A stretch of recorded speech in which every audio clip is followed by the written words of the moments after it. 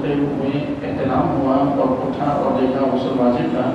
تو ایسی صورت میں اس کے روزے پر کسی قسم کا کوئی فرق نہیں پڑے گا۔ اٹھیں، غسل کریں اور اپنا روزہ کنٹینیو کریں۔ اس وجہ سے روزے پر کسی قسم کا کوئی اثر نہیں پڑتا اور نہ ہی روزہ کسی طرح مکروہ ہوتا ہے۔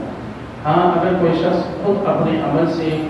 فحش گفتگو کرتے ہوئے، فحش بات کرتے ہوئے، فحش چیز دیکھتے ہوئے اگر اس صورت میں اس پر غسل واجب ہو جائے تو ایسی صورت میں روزہ فاسد ہو جاتا ہے اور ایسے روزے کی بعد میں قضا کرنا لازم ہے۔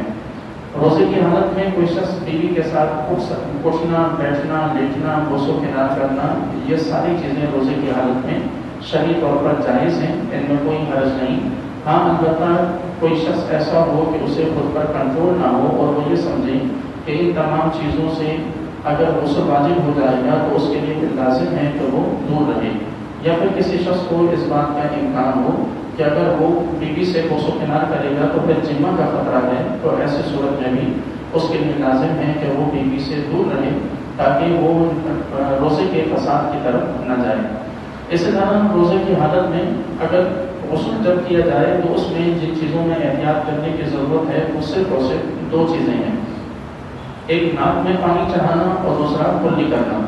کلی کرنے میں عام طور پر جب ہم غسل کرتے ہیں تو کلی کرنے میں مبالغہ کرتے ہیں، یعنی غرارت کرتے ہیں اور اچھے طریقے سے حلق تک پانی کو پہنچاتے ہیں، جبکہ روزے کی حالت میں اس چیز میں احتیاط کرنا یہ ضروری ہے کہ پانی حلق سے نیچے نہ اترے، اچھے طریقے سے کلی کر لی جائے تاکہ پانی منہ کے اندر ہر حصے تک پہنچے،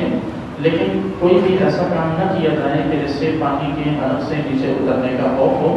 اگر غلطی سے بھی پانی حلق سے نیچے اتر گیا تو چاہے جان بوجھ کے نہ کیا ہو لیکن روزہ فاسد ہو جائے گا۔